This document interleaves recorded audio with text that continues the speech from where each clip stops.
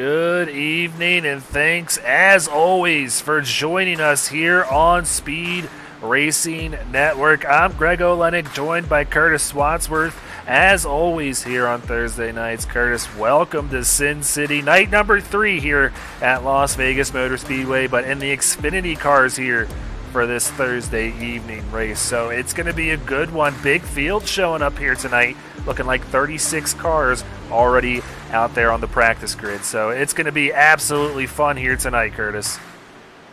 Yeah, absolutely. 36 cars out here trying to roll the dice and trying to come up with either doubles or trying to come up with snake eyes, trying to come home with that win. A lot of guys still looking for their first victory. A lot of guys that you and I, Greg, have talked about in these standings that just have not shown up with good races. I mean, it's not like they weren't fast during the race. They just got caught up in other people's stuff or made their own mistakes or whatever. And there's a lot of heavy hitters still on the bottom of this list that have not come up into the top 15. Yeah, so it's definitely well within reach for some of these guys, and we'll get to that in just a moment. But we had a great race here last night.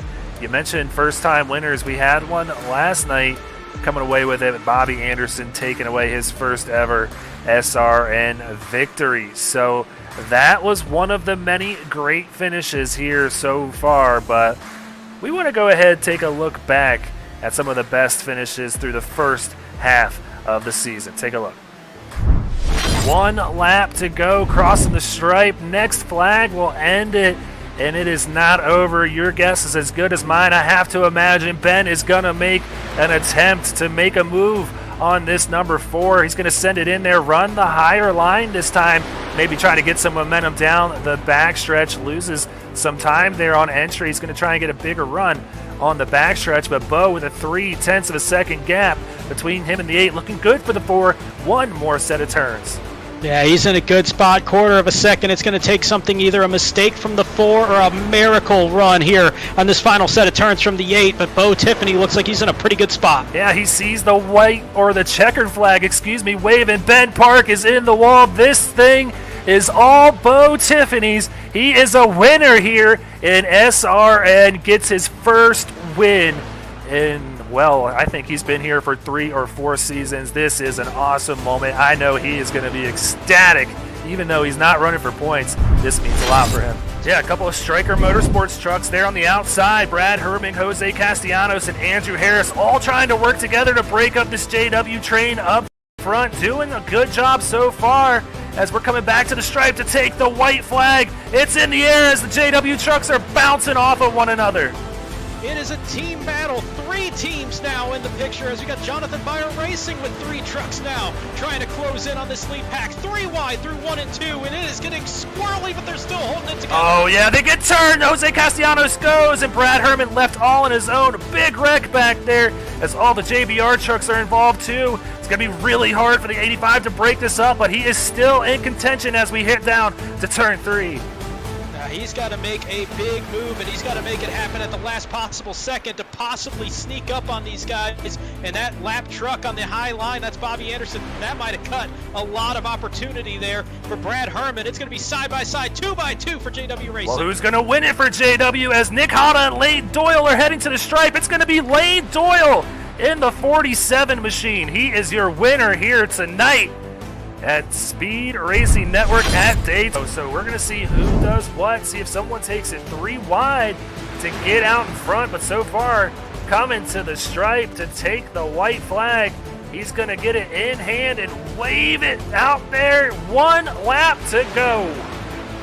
Yeah, and there is no cushion right here. You got to be pushing that guy in front of you no matter what happens to your car or the guy in front of you. I mean, it is the last lap at Daytona. Well, coming out of 2, Nathan Sylvia going to still have the lead, but Seth Reed gets a good push from Jacob Manning and Gerwitz and Markle out there. 4 cars to the outside, just 2 with the 24 of Taylor Smith trying to catch up. Seth Reed's going to clear Sylvia. That's going to give Jacob Manning a look to the outside. We'll see if that hurts Seth Reed or if the 81 can hang on. Coming out of 4, he's going to get a big push from Sylvia, who's all over the back bumper. I don't think anyone's going to have anything for him. Seth Reed is going to come away the winner here tonight at Daytona. Wow, what a finish. Still got a couple 100 feet before that white flag, but it is out, it is waving, they've taken it, this race official.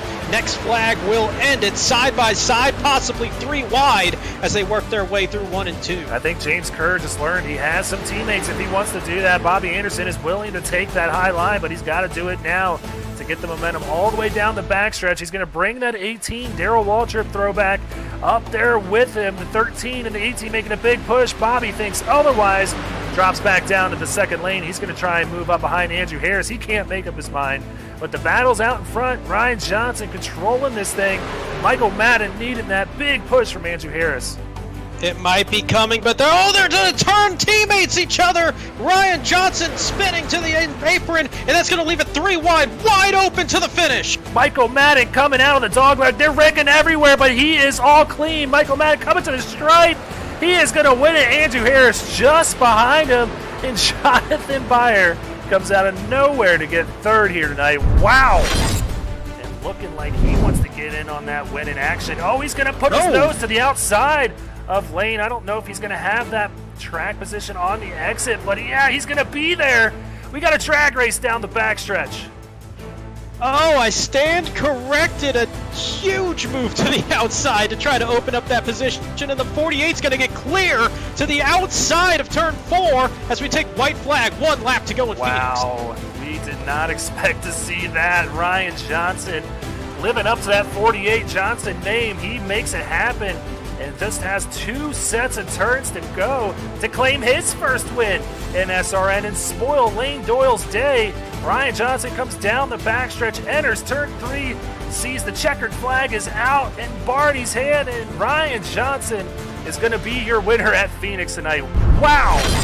Could be just trying him out, seeing if that move's going to work now as you got Josh Marcy to the outside. That's going to kill the momentum, I think, a little bit of that 42, but nowhere for the 88 to go. He goes down low. He gets a look to the inside, heading into turn 3. It's a battle side by side for the lead. He's got to pinch him more. He's got to pinch him down so the 88 can't slide up. Yeah, he's going to come up. They're going to be real close on the exit of 4. Drag race, door banging to the line. 1 lap to go. It's waving here in Fontana. Now here's where Kazi needs to creep down and pinch the 88 down before they go into the corner. Oh, they make contact. Touching them. They're going to wreck each other potentially here. They both keep it going. They saved it. Kazi hanging on to the lead. Looks like Tristan, though, might get a run out of turn 2. It's a drag race back down the backstretch. That was close. Both of them, we could have had 2 leaders being taken out. Here comes the bumper here. Yeah, he turns him. Yeah, he completely sends it in there. Turns the 42. Move Tristan Bailey up in the first. He's going to come away with it off the 4. Drew Ballesteros can't catch him. It's going to go to the 88. He wins here tonight. It's going to be an interesting conversation. I was just going to think, how aggressive of a block could we see from the 85 as we nearly see contact, and that's going to get them both out of shape to the apron, and this might set up perfectly for Kyle Ryan and the rest of the field. Oh, wow, Brad goes down. He's going to try and dump these guys and maybe block their runs, but he doesn't do it. Kyle Ryan goes to the front of this thing. The 85 going to have to battle to the outside because we have 1 lap to go here in Motegi. Kyle Ryan gets a good run off of 2, possibly staring down his first ever win here in SRN. Don't count out Bobby Anderson, Ryan Johnson as well. They've moved into the picture as we got to the nose to the inside from the 85. And just ahead of Kyle Ryan, it is going to be side by side coming out of 4. Yeah, exiting 4. I don't know who's going to win this thing. It looks like the 85 gets a better run off in Brad Herman. It's a drag race to the finish line. The 85 wins a thriller here in Japan. Wow. Yeah, it's do or die for Kazi. He wants a win so bad, had it slip out of his grasp last week at Phoenix, possibly staring that same scenario down here tonight, coming out of turns 3 and 4.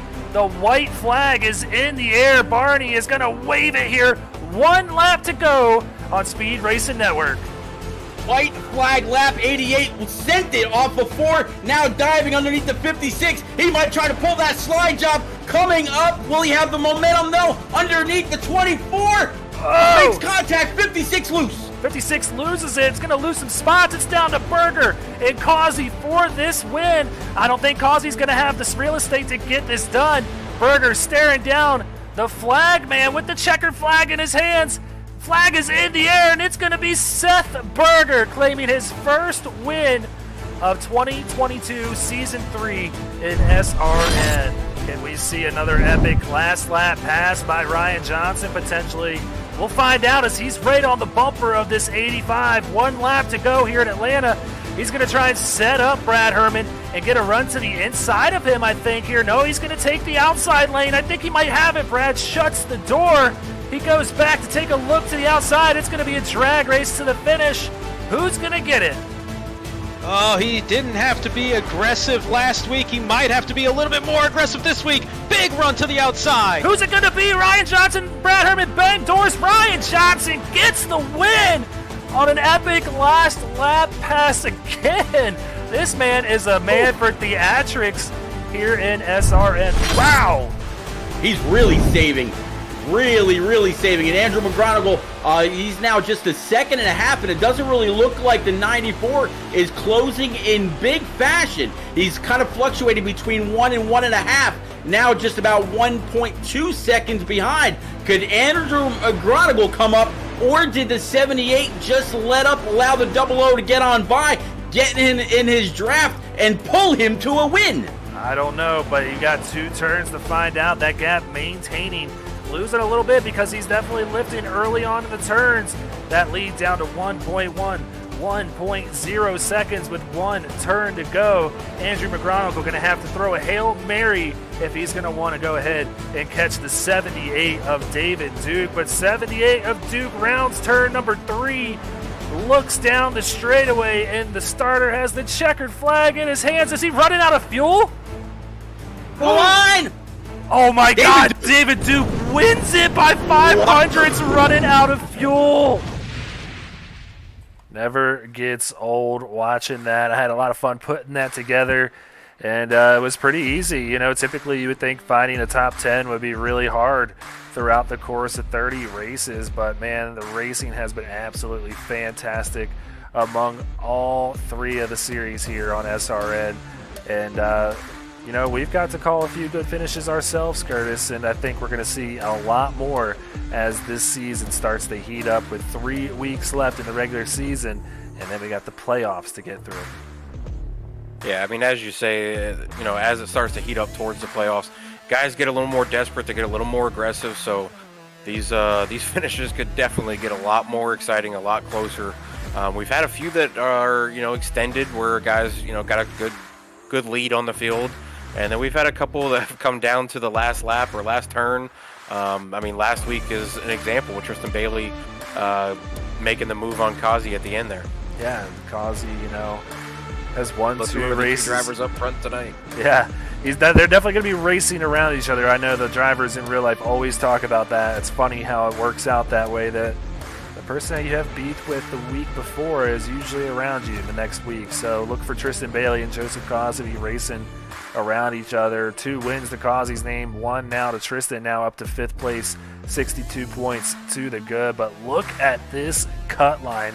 From 10th on back, 21 points, Jack Hedgecock's up ahead of Michael Larch, and you got Kazi there who's, you know, kind of on an upward trend here, so he's not feeling very concerned there in 11th. But Shane Wolf, Robinson, Gerwitz, De La Rosa, 6, 5, 4, 3 points to the good.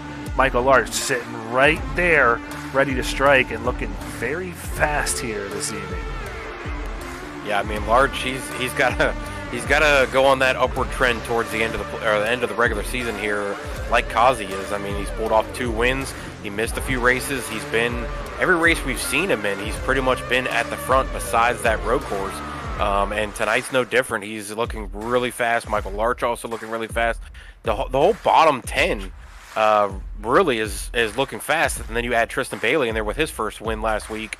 Now moved up to 5th in points. He's looking fast tonight too. Yeah, so we could see a few of these names in green next week with some good runs. Seth Reed looking to have a good run here tonight, among others like Jacob Manning, who's also one of the fastest drivers here at Las Vegas. But taking a look at the rest of the field, Brandon Domain, Tyler Murray tied for 17, 12 points back, and then Bo Tiffany 13 back, Ben Park rounding out the top 20 back. So each one of these drivers with a good run here and a bad one by one of them sitting 12th on back, could easily swap spots with them. So this Xfinity Series race is among the best out of the 3 series when it comes to this playoff run. Yeah, it's definitely one of the closest. I mean, there's so many guys right there. We talked about the 21 points from 10th to 15th, but then you look at 17th, only 12 back. Tyler Murray tied with him, so there's 2 guys right there at 12 back. Then 13th back, 20th back.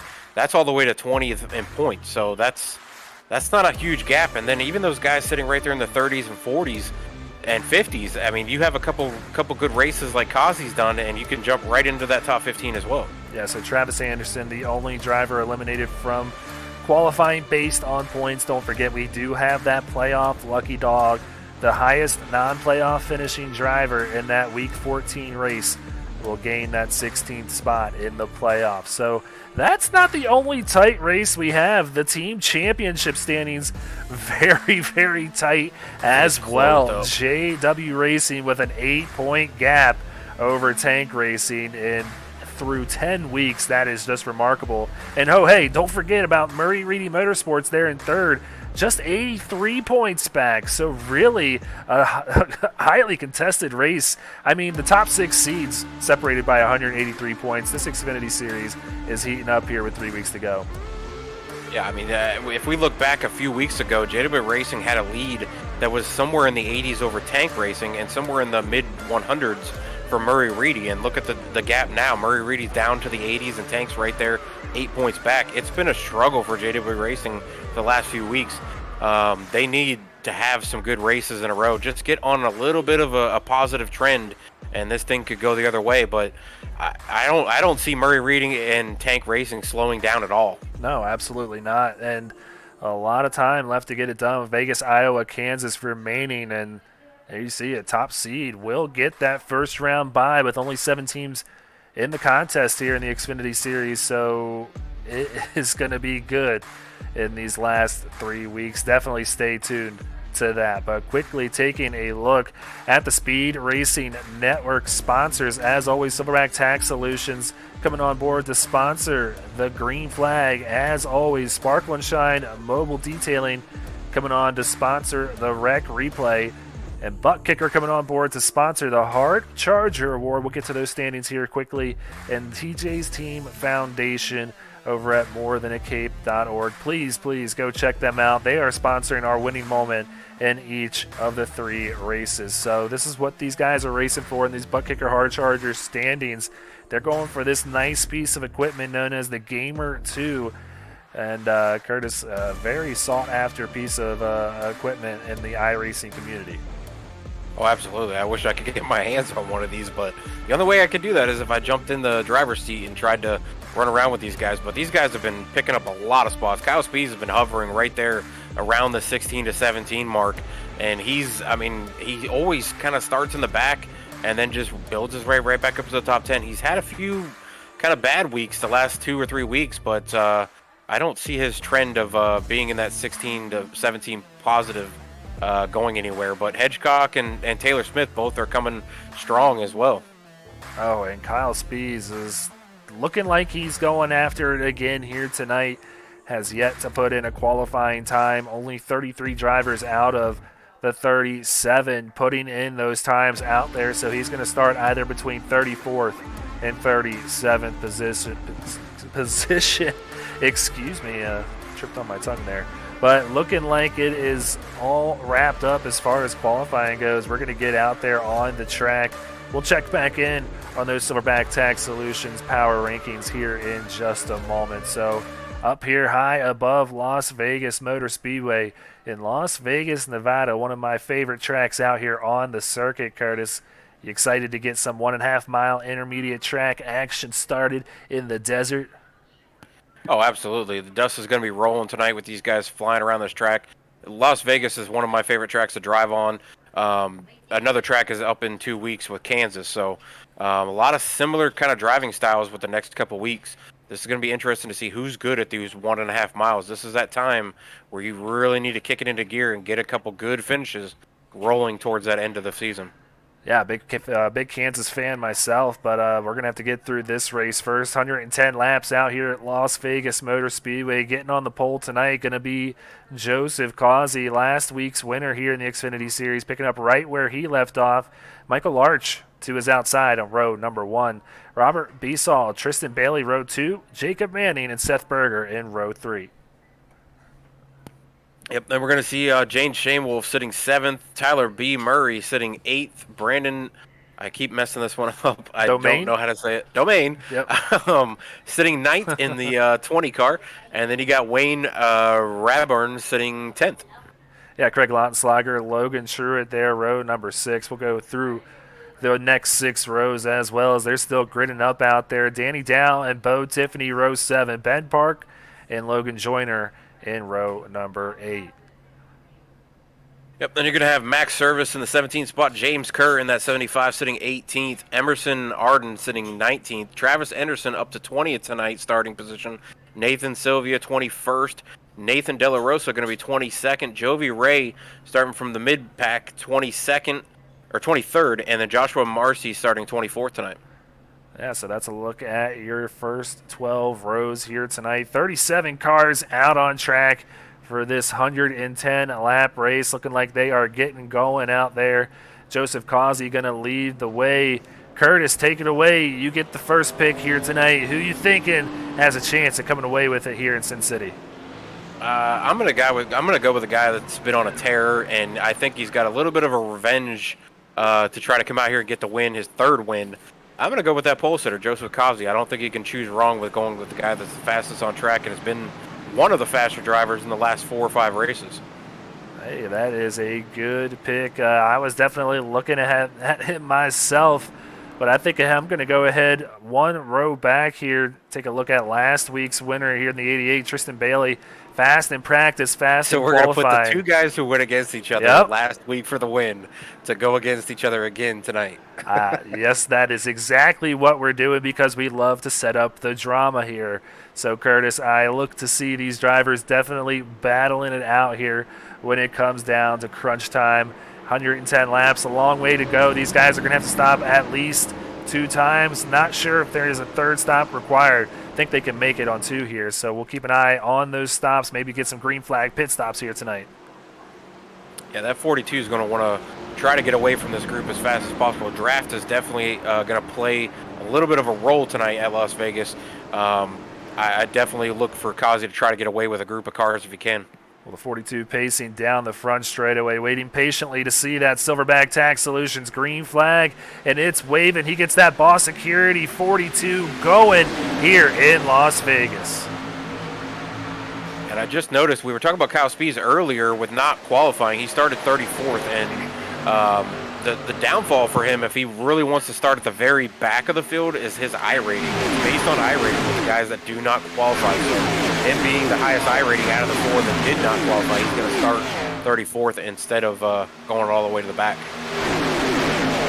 Yeah, so he is going to have a lot of cars to pass. Absolutely great views here in Las Vegas. Car spinning. Looks like Daniel Keith trying to find him. There he is, going through the infield there in that number 15 Highline Racing Chevy Camaro. So he goes to the back of the pack, currently 35th.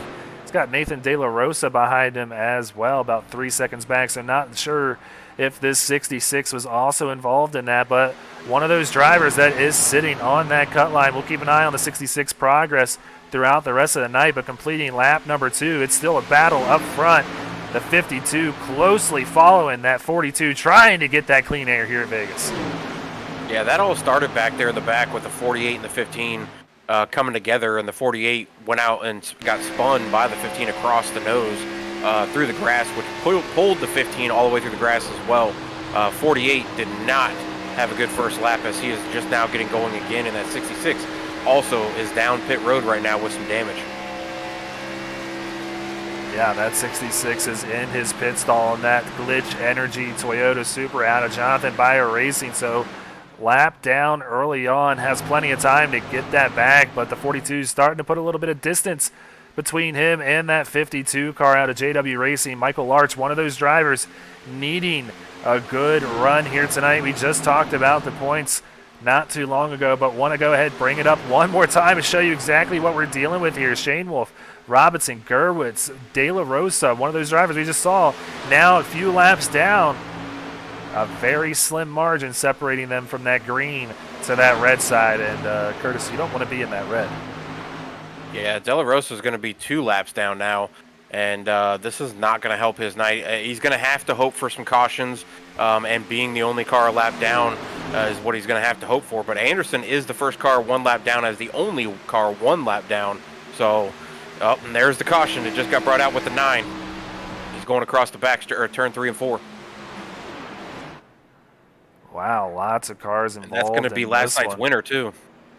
Kyle Benson caught up in this one, and he said very early on in the broadcast, it's not good tonight, boys, and started in the back of the pack, and this is why you don't want to start back there. Let's go ahead and see if I can queue up and find this Sparkle and Shine mobile detailing wreck replay here.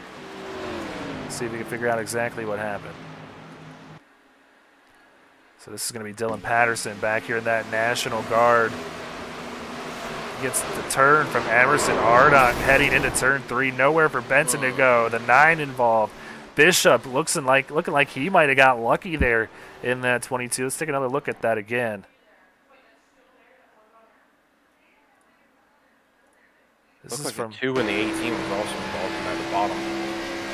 This is Chris Bishop and his perspective. You see Patterson coming back. Patterson getting Benson. It just goes right through. And that is sometimes something we see here. These cars will net code through the spinning car. And he catches a very lucky break there. But let's go ahead and take one more look at this ride on board with Kyle Benson. A lot of the damage actually happens after the initial crash here. There's a lot of guys down on the apron that do not woe up, and the 18 and the 2 get spun into each other and crashed, which added another 4 or 5 cars down there. Yeah, let's check out Zach Deutscher here, see what happened to him in that 2 out of Bobby Anderson Racing. Just didn't get it down low enough, runs right into the back of the 9. So a lot of beat-up cars here early on. Bobby Anderson, last night's winner, like you said, also caught up into this. He messaged me before that race tonight saying he's thinking about getting in here, and he did, and unfortunately not going as well as it did tonight or the night before. Race admin's putting that one on nobody. No penalties given out. It's just one of them racing incidents that we've seen out here, and yeah, they're going to have a lengthy stop here on pit road. So the leaders opting to stay out. Not many takers down pit road. A few that weren't involved: James Kerr, Brandon Richardson, Taylor Smith, Travis Anderson, and Kyle Spees, who's already up 4 spots. And now another one as Travis Anderson comes down pit road, moves Spees up to 29th, up 5 on the evening after starting in 34th. And Sue Novak already out there in the chat giving him a shout out. Yeah, I was watching Bobby there to see if he was going to be able to make it out in front of the pace car, and he did. So he's going to stay on the lead lap, but he's got no back bumper on that 18 Interstate Batteries car. So he's going to have to wait a little bit longer for some damage to be repaired there. But staying out on the lead lap, that's a very good thing for him to do. Try to stay out of trouble the rest of the way here and try to get that car repaired, and then try to come back out and try to win this thing. He's obviously really fast. He likes this track. He won last night. So see him try to maybe outside chance of trying to work his way back through the field and getting that car repaired. Let's go ahead, take a quick look at those Silverback Tax Solutions power rankings. We didn't get a chance to go ahead and take a look at them during our pre-race show. And Shaw Griffith putting Z3 still number 1 out there, having a fantastic season. Didn't even make it to the race last week, and you would think he was there. Week. Oh, yeah, he's not out there again here tonight. So. I looked for him as soon as I joined because I was like, oh, I'm going to pick him this week if he's here. Well, hey, he's got some cushion to work with. He's going to be all right using those drop weeks with the season that he's had already. Jacob Manning there at number 2. Kyle Benson, who we just saw involved in that incident there. Number 3, he's probably going to lose a couple spots after starting in the back here tonight and finishing right back there as well. Joseph Causey is our current leader to this point. Kyle Spee is going to be there, moving down a spot in number 5. And take a look at some of these bubble drivers. You got Nathan Sylvia, Nathan De La Rosa, who's already had trouble here tonight. Shane Wolf, who is currently MP number 6, looking to move up some spots, and Matthew Robinson, who is currently running, I don't know where he's at. I don't think he's on track. Yeah, I don't think he's out here tonight either. So some drivers needing a good run here, not here tonight. Yeah, I continue to watch Kyle Spees sit there, and I know he just fell a spot. He's going to be 5th in the power rankings, but that's without a win. Everybody in front of him has wins or multiple wins. 3 of the 4 do. So that tells you right there that he definitely has a lot of respect from a lot of different people, especially the guys that make this list. To be able to do everything he's been doing, from starting from the back to having good finishes and still not having a win, to still be sitting 5th in the power rankings is a huge deal to me. Well, the pace car going down pit road. We're going to get this thing back under green. Joseph Causey hits that loud pedal, and we get going for the second time here tonight at Las Vegas. Causey is gone on that restart. He was waiting for it and just left everybody, and that's what he wants to see, is those guys all back there, two by two, and him trying to get away from everybody. If he can break away from them getting his draft, this would be a bad time for the rest of the field. But you're going to see him try to get single filed. You see Bailey moving up too, over Michael Larch right now to 2nd place. He's on the outside of him, trying to get to him. Tristan's going to be hard to beat on Las Vegas tonight. Yeah, so they're battling for 2nd right now. Tristan Bailey to the outside of Michael Larch in that 52. Seth Berger coming up out of nowhere after starting in P number 6 here tonight. He's up to 5th, making a move to the inside of Jacob Manning for 4th. This is a very stacked top 5 that is going to battle it out amongst each other. Tristan Bailey getting that P number 2 position from Larch, and now Larch going to have to battle his teammate here from the 50. Yeah, that outside spot that Bailey was in, he was carrying the momentum, and Larch was just not able to clear him in the corners to get up in front of him. If he had gotten just a little bit deeper in the corner, he might have been able to slide up in front of Bailey and keep that position, but Bailey being on the outside, keeping him pinched down low, was able to carry the momentum and clear Larch out of the corner. Love this camera out here on the Nellis straightaway in the backstretch. One of the best ones we have is just someone making contact with the wall right there, coming out of turn 2 and pushing the limits there here in the desert. But a little bit of separation now between the 42 and the 88. Want to go ahead and take a look back at this battle for 3rd. Jacob Manning going to move on by his teammate, move Michael Larch back to 4th, now possibly 5th, as Seth Berger takes a look to the inside. There's a lot of guys hard charging back here, trying to make up some positions, and this is when you want to do it if you want to use up those tires. You want to try to make as many positions as you can. I'm a firm believer in trying to save tires. Tires is what wins races, according to old Harry Gant back there, or Harry Hogg, sorry. But I really think this is a track where you want to conserve tire, but you want to be semi-fast, but you don't want to burn them. Once you burn them, you just fall. So anybody who is sitting back here conserving or is able to run a little bit lighter on that wheel, definitely is somebody we'll see probably make moves at the end or on a long run. But these early moves, those are the ones I get worried when I see a lot of guys making moves like this, because you see some guys make some moves that they probably shouldn't make this early, and we see cautions come out. Well, Larch making a lot as I say that, a guy goes up in the wall. Yeah, looking like it was Marcy. He's down in the infield, yeah. And the Easy Grills Toyota Supra. I think he's going to take a toe to pit road here. There he goes. Yeah, he hit that wall hard on the outside. So back up front, a battle for the lead. Whoa, almost something we saw last week, the 88. Yeah. Getting really close to the 42, and this is what we expected to see here tonight. A battle that kind of didn't go the way of the 42 in Auto Club last week. He might get a second chance at redemption here, battling the 88 once again for the lead here in Vegas.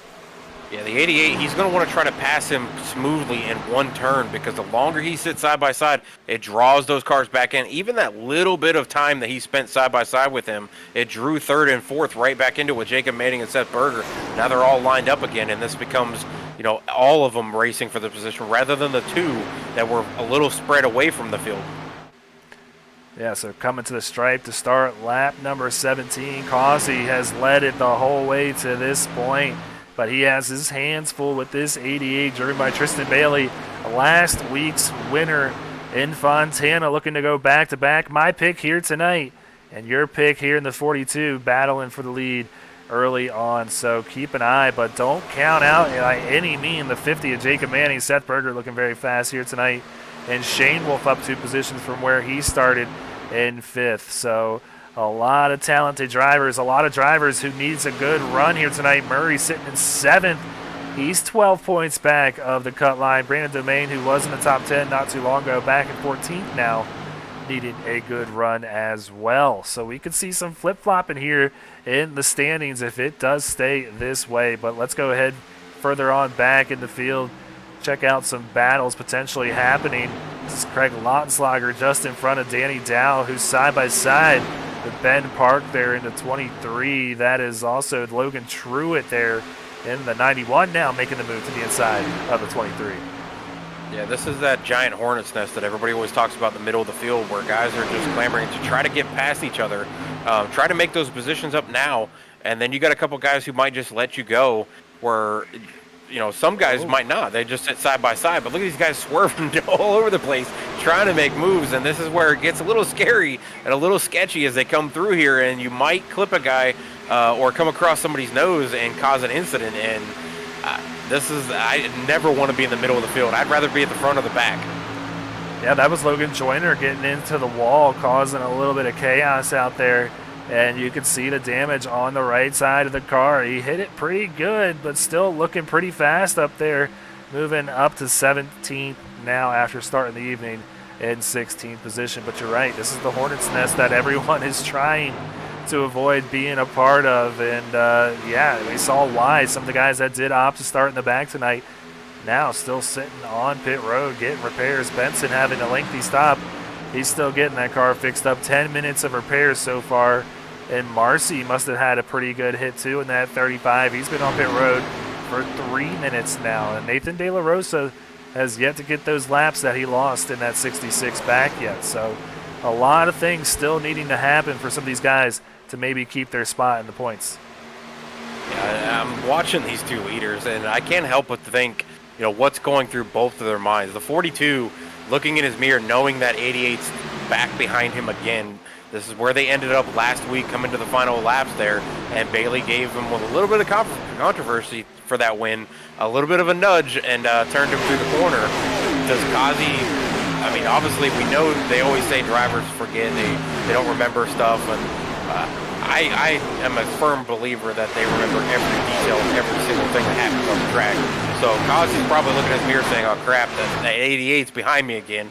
And then 88 looking out the windshield, probably stalking with a smile, that old, you know, Dell Sr. smile that guys used to talk about when they looked in their mirror. When they knew he came up behind them, he just intimidated them. So that little bit of a bump and turn that he got last week, or Kazi got last week, Bailey can use that to try to intimidate Kazi as we go through these laps. Yeah, but with how many reps Kazi has, how many wins he's got, I have a hard time believing he's getting at all flustered. He's been here before. It's not like, you know, you get to your first chance at a win and then you can kind of get in someone's head. Bobby Anderson, a great example. He had his shot at his first win yesterday and came through in the clutches. It's often the time, though, that you see somebody slip up, and I don't expect to see Kazi slip up. I think he's hitting each and every one of his marks out there, and this is going to be one of the hardest passes that the 88 has had to ever make here in SRN, because Kazi, man, he is a winner no matter what he races in. Well, that's what I'm saying, is Kazi has that experience. He knows about, you know, guys being behind him, but we're talking about a fresh one after last week. So I don't know if Kazi's really forgiven him. I think he's going to remember that later on in the season, and we might see that come back to pay a visit to the 88 later on in the playoffs or something. Well, we are under our second caution of the night here on lap number 25, looking like Dave Fuge Jr. possibly involved in this one, as well as Mike Lepicki. Let's go ahead and take a look at it here. Looking like these two drivers are going to be side by side on the exit of 2, real close racing down the back straightaway. And they just kind of come together right there. Not sure what that's all about, but big hit there for the 46. Yeah, I think the 4 thought the 46 went closer to the wall. As the 46 comes down off the wall, the 4 goes up towards the wall, so they could kind of just come together. But it almost looks like the 46 might have got a little loose coming out of that corner, and that's what turned him down towards the center of the track when the 4 was coming up the track. Well, you know we're going to do it. We're going to go ahead, ride on board with this 46. Hang on tight. We're going for a ride here. This is 2 complete barrel rolls and then comes back onto the tires.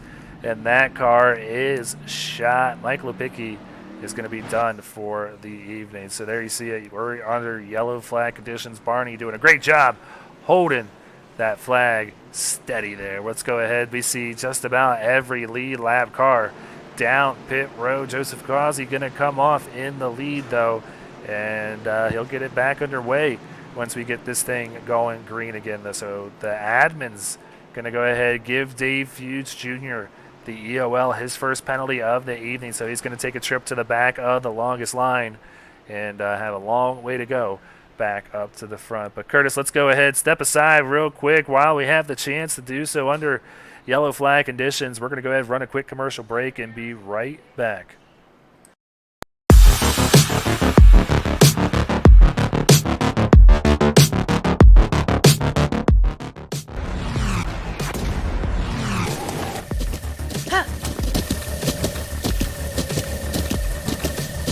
With the Butt Kicker Gamer 2, what you see and what you hear is what you feel.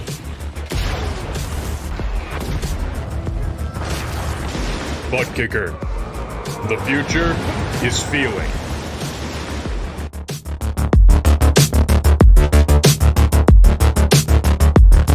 Silverback Tax Solutions specializes in dealing with IRS tax problems. If you are receiving threatening letters from the IRS, or if the IRS has placed liens or levies on your property, Silverback Tax Solutions can help you find relief.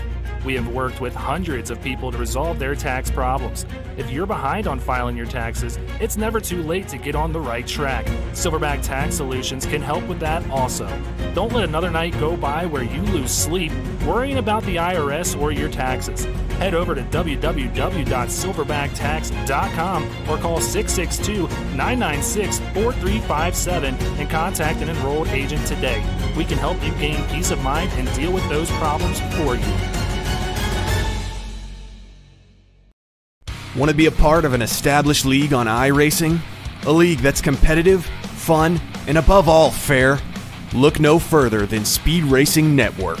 Originally known as Mid-South Madness, SRN has evolved into a league that can bring the best out in any given driver. Drivers work their way up through the ranks to hopefully one day call themselves a champion of Speed Racing Network. If you're interested in joining, don't hesitate to reach out to league admins to claim your spot today. Maybe you'll end up in the history books. If you're interested in becoming a sponsor in Speed Racing Network, feel free to head over to www.speedracingnetwork.com and reach out to an admin today. And as always, remember to go faster.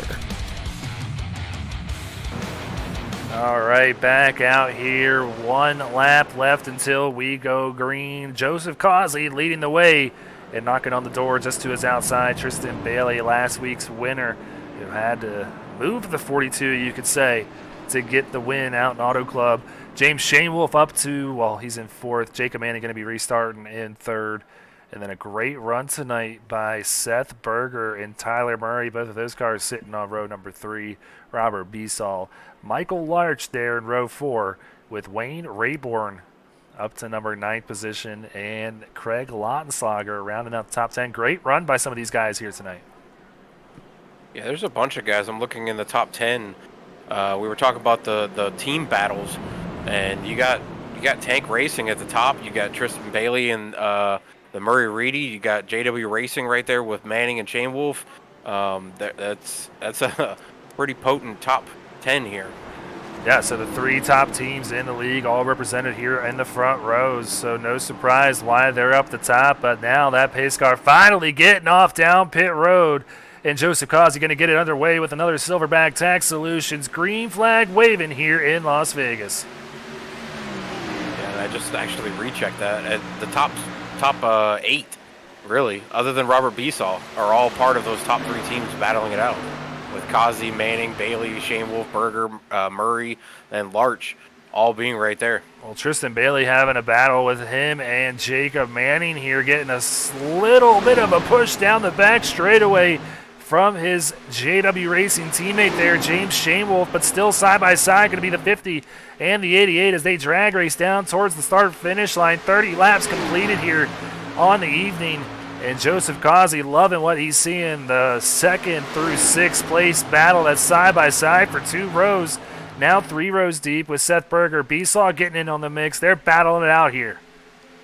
Yeah, Manning just lost the nose going through turn 1 and 2. Slid up the track a little bit, hadn't let off the gas so he didn't run up into Bailey, which allowed Bailey just to pull that momentum right on the outside of him and go right around for 2nd place. And it also made Shane Wolf switch up, and he actually pulled away from his teammate and went on the outside of him. Now he's battling for the 3rd position, and we can see Manning drop from 2nd to 4th if this plays out for Shane Wolf coming around the outside. Yeah, so Shane Wolf, one of those drivers who is needing a good run here tonight. A winner on the season so far, 1 win to his name, but not by any means safe in his attempt to make a push for the playoffs here this season. Qualified on the playoff lucky dog last year, trying to do it here on points this season. Now taking a look to the inside of the 88. So, yeah, going to be some comers and goers here because a few names sticking out to me. I'm not seeing Aaron Gerwitz anywhere near the front. I'm not sure he's even out here tonight. So some of these guys sitting on the cut line, not showing up to tonight's race. This is a big opportunity for Shane Wolf and Larch. Oh, absolutely. And De La Rosa, too, with being 1 lap down. He got 1 lap back there. He needs another caution to come out for him to get that lucky dog to come back up. That'll put him back on the lead lap, and then he can start working his way back up through as well. These 3 drivers that showed up tonight that are right there in that cut line, this is big points for them with guys who did not show up that are on the cut line. Oh, and the 12 is going down on the apron. Oh, and he's going to come back up on the track and turn, I believe, Logan Truitt. Oh. But he keeps going, and the 91 saves it. We stay green here. Yeah, that's a massive save by the 91 to keep that straight and to go right into the corner and hold it.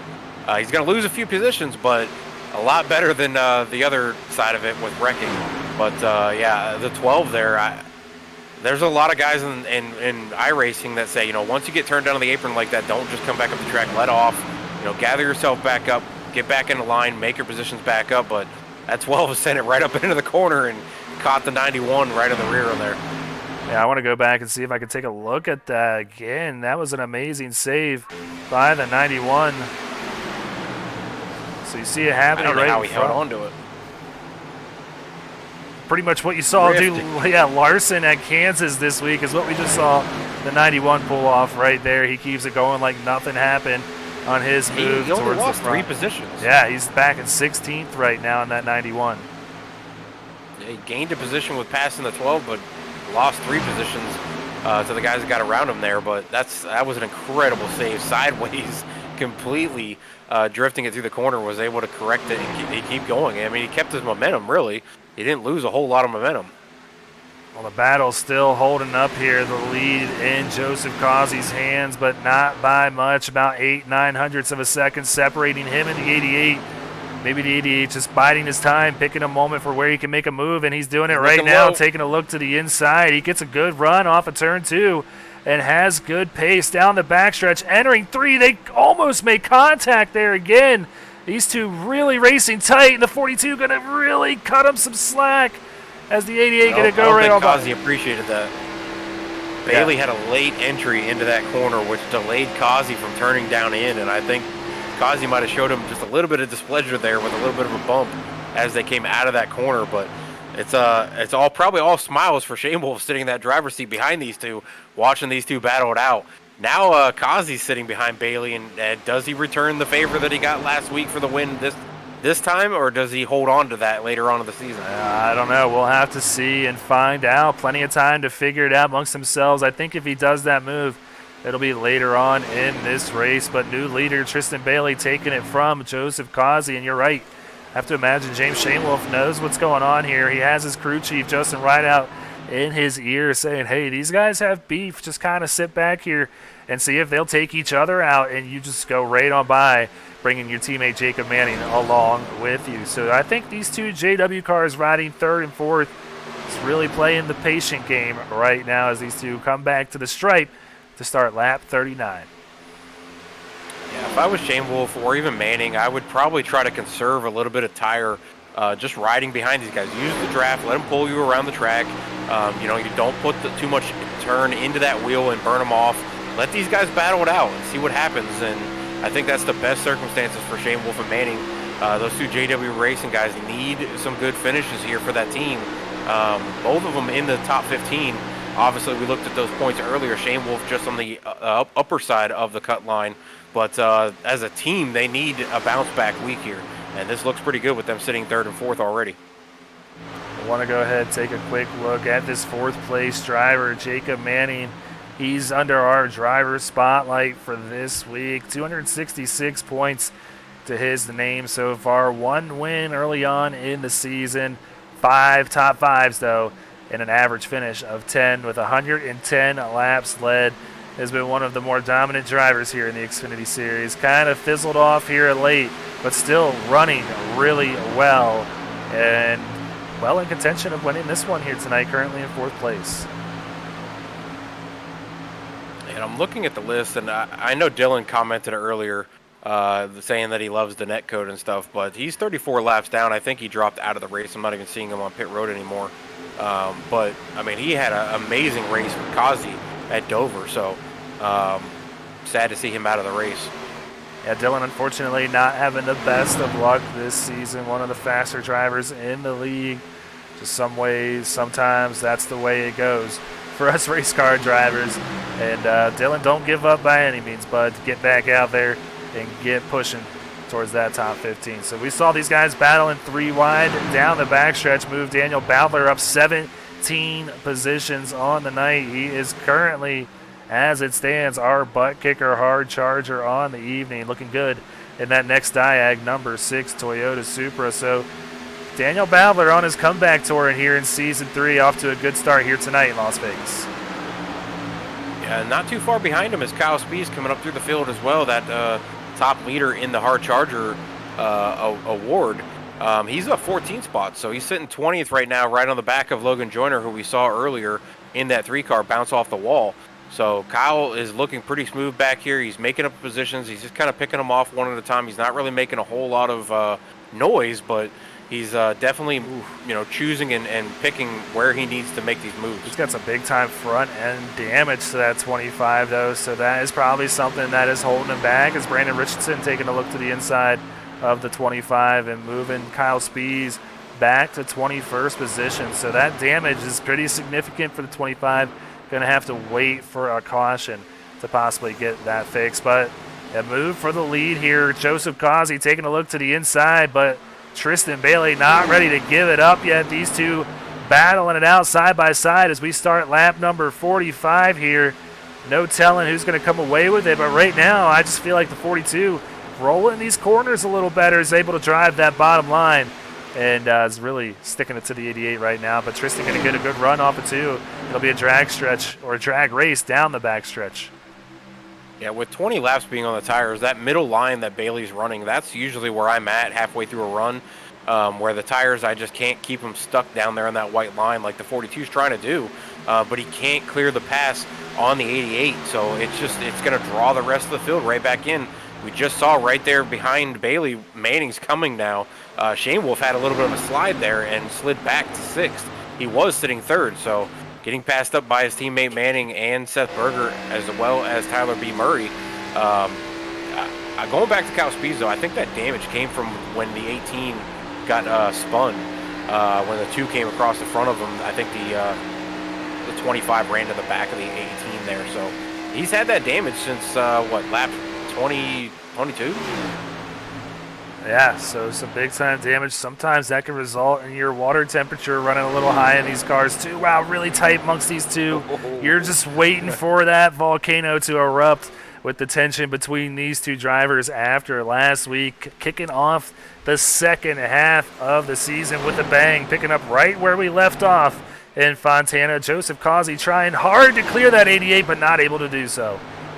Yeah, he's going to have trouble down there unless one of these guys coming up behind him gets behind him to push him on the straightaways, he's not going to be able to clear them in the corners like this. Bailey's kind of just riding that middle line, carrying the momentum, because he's really going to need help with somebody behind him. And Manning and Seth Berger, like I said, they got drawn right back into this, and now we've got a 4-car battle for the lead, essentially. Well, I can tell you who that 77 is going to go with. He's going to go with his teammates, so I would not be surprised to see Jacob Manning going with the 88 here. Not sure who is going to get that extra push, though. Both of them just kind of sitting back. And now, like you said, Tyler Murray coming up into the mix now, too. He's within a second of our lead battle. Still nobody given, though, up front. Joseph Causey trying to clear him on the bottom, but just not able to do so. Tristan getting really good runs off the exit down these straightaways, and you can just see the momentum carrying him down ahead of the 42, and we might be like this for a few laps here, Curtis. Well, the other thing that's helping, too, is the 50 is kind of diamonding the corners. He's going in a little high, staying up high, and then comes back down onto the back bumper of Causey and pushes him in the corner. And then as he comes off the corner, he goes right back up to Bailey's back end.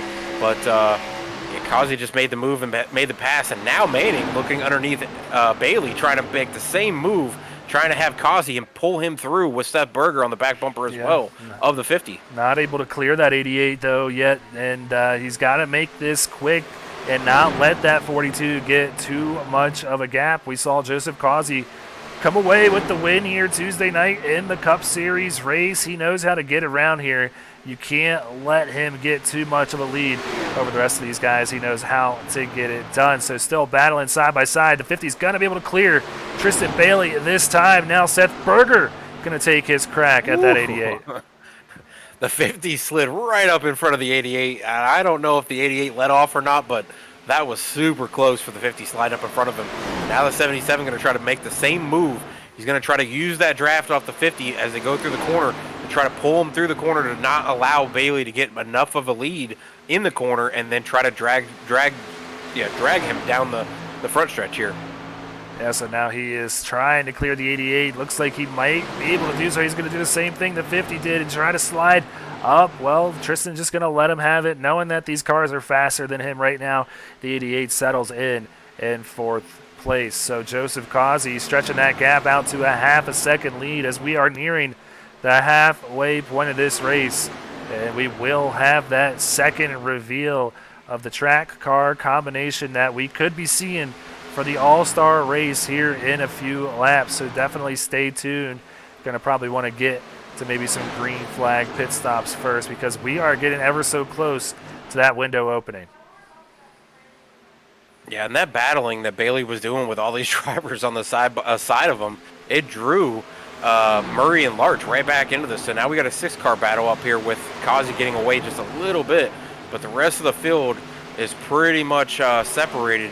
You got a couple guys that might be side by side. If you're taking a look here on the 20 and the 36 right now, that 36 we saw involved in an incident earlier, trying to make noise, trying to come back up through, but I believe he's still. Is he a lap down still? Sylvia is on the lead lap. Yeah, he's currently in 17th. Just got passed by Brandon Domain in the 20 Grid Finder Chevy Camaro out of Phoenix Virtual Racing. So Brandon not having the start he wanted after starting 9th place, currently 16th, but making his way back up front. Just ahead of him is that 53 of James Shanewolf, who we saw running towards the front not too long ago. Big time damage on the side of this 53, so not sure exactly what happened.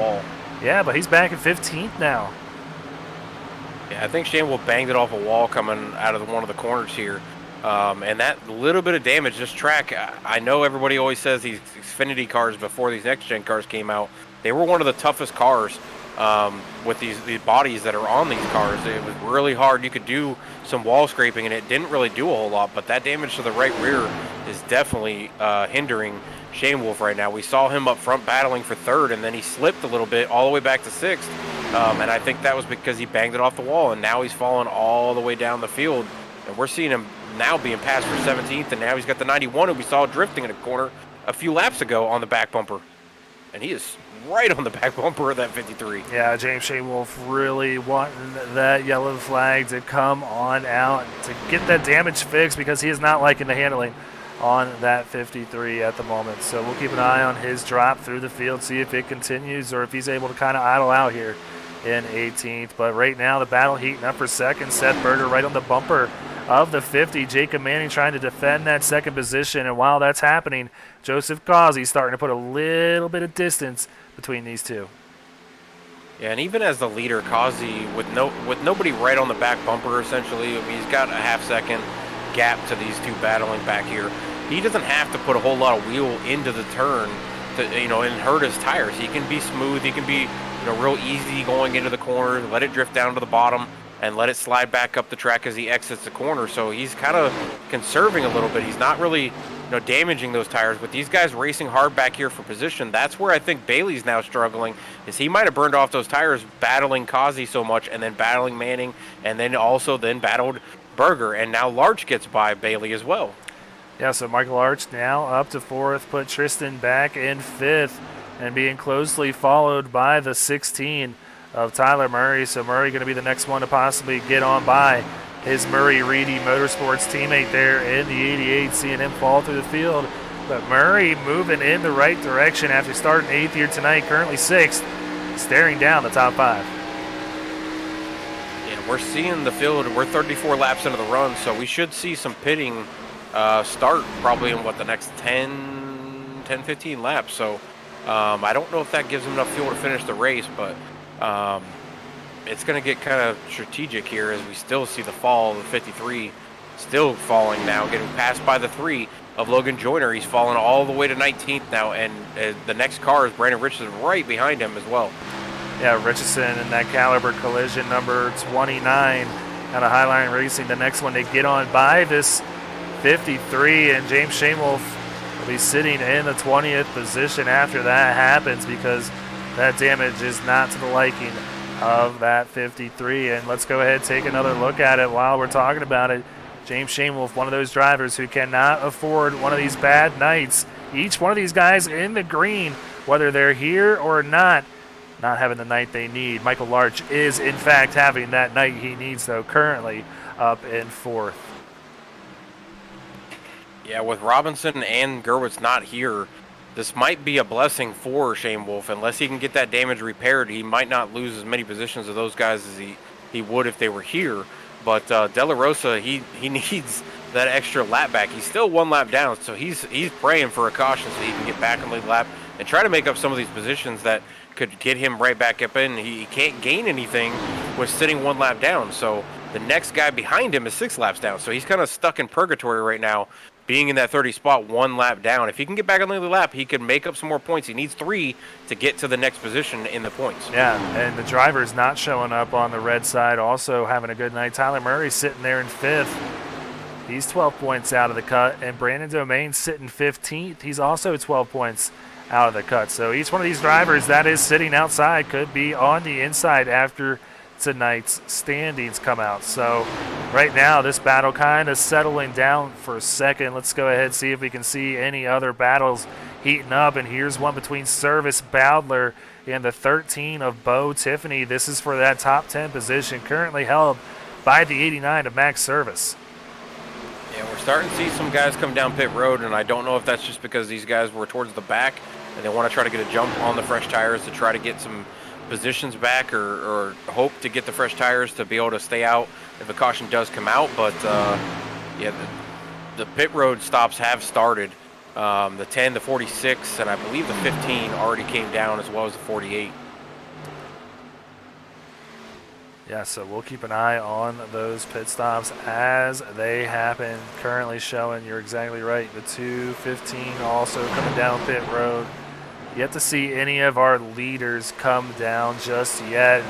Have to imagine they want to get a little bit further in to maybe their window to get this thing to the end. Currently sitting with 45 laps to go. I think they're going to stretch it out as far as they can and possibly all come down in one big group. So Jacob Manning still defending Seth Berger currently, but Berger showing that he has the speed to maybe make the pass on the 50, but the 50 not wanting to give up that track position, all while seeing that 42 open up that gap slowly, still not even over a second, but slowly growing that lead over time. Yeah, these 3 being in a line is definitely helping them stay within the grasp of Kazi, but Kazi is just running some really smooth laps. He's running some really fast laps. I mean, he's still running faster than the 3 behind him, even though they're in a line drafting with each other. So this is what he wants to see, as Berger's going to look underneath Manning right here and battle it out with the 52, also right there with Michael Larch. This is what he wants to see them, is them battling. This will let him get a little further and a little further away from everybody to really start these pit stops. If they can go another 5-6 laps, they'll have enough to finish the race. So this is where they really need to try to make sure they're watching that fuel gauge, because you don't want to run out here, especially on the front stretch, because you'll lose a ton of time in positions. You'll never make it back all the way around. Well, looking like they're going to go 3 wide here for this second position. Larch maybe thinking better of it. No, he's still there. 3 wide coming off at turn 4. It's a battle here for P number 2. And yeah, Travis Anderson not knowing where to go.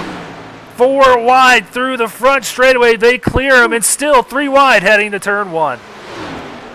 Yeah, in that instance, I know Anderson probably didn't know where to go, but in my time on track, I always say just stay where you're at. Don't move. I'll figure out how to go around you. Just don't move. But yeah, making it through there 4 wide, and these 3 not giving it up. They're still battling out. Now 2 wide.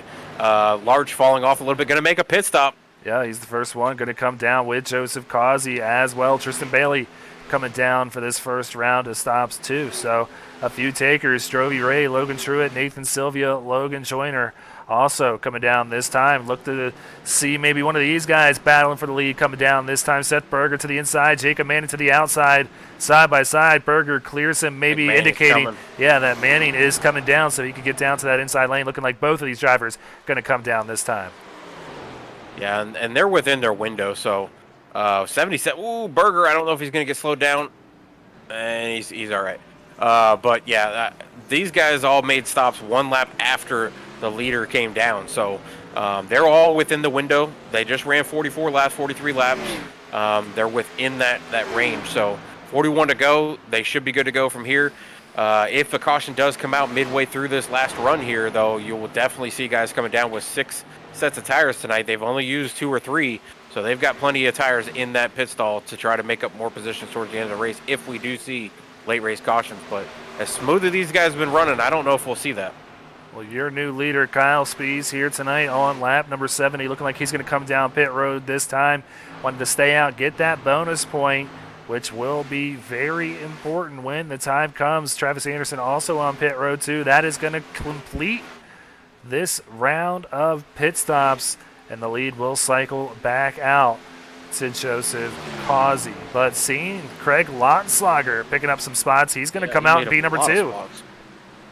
I think he was back around 6th or 7th when they started the pit stops, and I think he stopped with Causey. So that extra time on track with those fresh tires, that's where that gain is. And if you look at the lap times, the best lap time is right around a 30.7, 30.8. And they were running, 33s towards the end of that run. So you're looking at 2 to 3 second fall off, and that's a huge gain on track, and that's what Lautenschlager just did. He made up a ton of time. Larch had a good pit stop. Manning did not. He fell 3 spots. Yeah, so we'll see if these guys that fell back a little bit can pick up those spots. But let's go ahead and get on with the reveal here. The second combination of tracks and cars being revealed for the All-Star race. We took a look last night at the first combination, and that one is gonna be the Global Mazda MX-5 Cup at Bristol. Curtis, not sure if you've ever dabbled with this, but if you haven't, definitely consider trying it out. It is pretty fun out there. But the MX-5s? Yeah. Oh, it's my favorite car on the entire iRacing simulator. Yeah, it seems to be everybody's. I love this car. Yeah, it's going to be a lot of fun, especially at a half-mile oval on the NASCAR circuit, too, so a little bit of different feel for everybody. But the second reveal here, we ran ARCA last season, season 1 at Indianapolis Motor Speedway, if you remember correctly. This time, ARCA at Richmond Raceway, going to be one of the possible car track combinations here in the All-Star for Season 3. So come on down for June 10th, 9 p.m. Eastern Time. We're going to have the SRN All-Star Draft Show right here on Speed Racing Network. 4 teams going to be picking amongst about 50 to 60 drivers here in the series and there is a lot of talented drivers to choose from, so come on by. And I was trying to look at the schedule there for June 11th. Is that a Thursday? It's a weekend. It's a Friday, Saturday, and Sunday. Then I'll miss that one. That's the weekend my brother gets married, so I'll miss that one. But yeah, the MX-5s, it was one of my favorite cars to begin with. Road racing, when they had the ability to use a stick shift, dropping it down in a gear and getting it to slide around the corners and things like that, it was an amazing car for me to start driving road courses. Once they forced everybody to switch into paddle shifting only for MX-5s, it became a little less of my favorite, but the way that the car drives and feels on track on road courses, I've never driven it on an oval, so I think Bristol would be an awesome experience to have those MX-5s run around that track. But road course racing, MX-5s are probably my favorite, even though iRacing forced everybody into using the paddle shift. Yeah, I mean, it kind of forces you that way because that's kind of what you start off here on iRacing when you first get on and you're working your way up through the rookie and D classes and C classes. You're going to be running a lot of those Mazdas, which are in fact a blast. So Seth Berger having a blast through the field. He is moving up on by the 99 of Craig Lautenschlager. So Berger back up to where he left off before those round of pit stops started and is closing the gap on his Tank Racing teammate there, Joseph Causey, just ahead of him. So we'll keep an eye and see if this battle starts to heat up down the road. Yeah, these guys are closing in. Lautenschlager, he pitted, actually, I thought he pitted at the same time as Causey, but he actually pitted a lap early. So he pitted 2 laps earlier than Berger and Manning right here, but they're both making passes on him. So those 2 laps are definitely hurting Lautenschlager, but he moved up, I think, 3 or 4 positions in that pit sequence. So even if he falls back a little bit, I mean, he still made up the positions on track or in the pit road. So that could be a big deal towards the end if we do have cautions come out. We'll take a look at the time delta from the last 5 laps for Berger over Causey. He's been faster each and every lap by a healthy margin and going to be just faster again here by almost a quarter of a second, a little more than a quarter of a second. So this 77 is showing what he's got and running down his Tank Racing teammate. We're going to have a battle for the lead here in a couple laps, I think.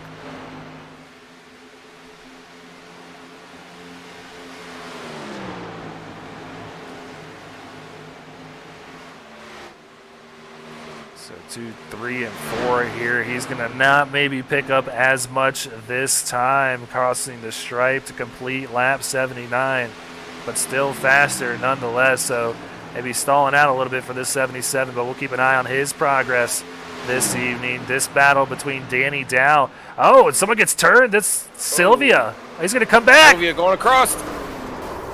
Big hit there for a few of these drivers. Saw Brandon Domain, Nathan De La Rosa. Travis Anderson in that too. Let's see if I can track down this. De La Rosa got, I don't know what happened there, but he spun all the way across the track right in front of 3 or 4 cars there, and that was definitely not a good timing for them to come through there. All right, well, let's check out this Sparkle and Shine Mobile Detailing wreck replay here. 3 wide down the front stretch, 2 lap cars to the outside of Sylvia. They make contact, and nothing he could do. The car just washes back up. Brandon Domain just gets by. I believe that was either Logan Truitt or De La Rosa also involved in this as well. Yeah, 36 had nothing. I mean, he was an innocent bystander to the 48, and the next car there getting into each other. They got turned right in front of him, so nothing really he could do about it, just an innocent bystander getting taken out. But as he spun across the track, I mean, some of these guys, as fast as they were coming to that corner, there's probably nothing they could have done. They didn't know where that car was going to go. Even though it looked like a 36 was on the brakes, it just, as he hit the wall in that perfect spot, there's probably nothing he could have done about spinning across that track. All the leaders going to come on down pit road to get 4 tires and fuel here on lap number 82. So we're going to go ahead, step aside, take a little pit stop to ourselves. You see Taylor Smith being given that EOL from the race admins. But like I said, we're going to go ahead and step aside real quick, run a quick commercial break, and we will be right back. Silverback Tax Solutions specializes in dealing with IRS tax problems. If you are receiving threatening letters from the IRS, or if the IRS has placed liens or levies on your property, Silverback Tax Solutions can help you find relief. We have worked with hundreds of people to resolve their tax problems. If you're behind on filing your taxes, it's never too late to get on the right track. Silverback Tax Solutions can help with that also. Don't let another night go by where you lose sleep worrying about the IRS or your taxes. Head over to www.silverbacttax.com or call 662-996-4357 and contact an enrolled agent today. We can help you gain peace of mind and deal with those problems for you.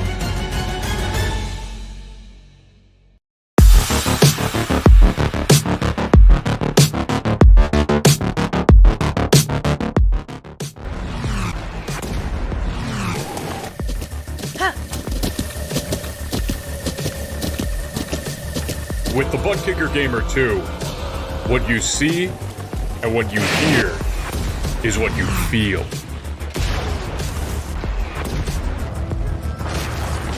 Butt Kicker. The future is feeling.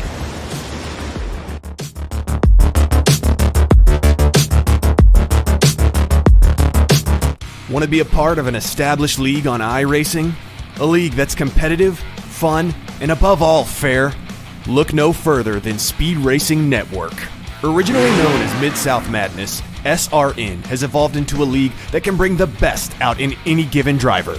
Drivers work their way up through the ranks to hopefully one day call themselves a champion of Speed Racing Network. If you're interested in joining, don't hesitate to reach out to league admins to claim your spot today. Maybe you'll end up in the history books. If you're interested in becoming a sponsor in Speed Racing Network, feel free to head over to www.speedracingnetwork.com and reach out to an admin today. And as always, remember to go faster. All right, back here at Las Vegas Motor Speedway. Pace car lights are still on, so that's going to give us an opportunity to take an opportune chance. I already said that word, so I'm not going to say it again. But we're going to go ahead and take a look at the upcoming schedule here. 2 weeks after this one left in the regular season. Iowa next week. That'll be a really fun track that we have yet to run here in Speed Racing Network, so come on out for that one. Kansas Speedway. We talked about it early on in this one, Curtis. This is probably up there on the list of a lot of drivers. A really fun 1.5 mile oval that's going to wrap up our regular season. And then you can see the whole first round that's going to be out there for these drivers to tackle. Texas Motor Speedway going to be that first race in the round of 16. Charlotte Motor Speedway is going to be race number 2. And then they're going to wrap up round 1 of the playoffs at Michigan. Yeah, Kansas and Texas are really fun to drive, along with Charlotte. All three of those are very similar style driving tracks, at least for me. Iowa's a little bit more of a touchier one for me. I'm not very good at Iowa, but Kansas, Texas, and Charlotte, those three are very, very fun to drive. Michigan's another one. If you can carry the speed through the corners, you can gain a lot of positions with if you really know how to drive that track. So Michigan's a really fun one, too, in the playoffs. Yeah, so come on out, check out those races.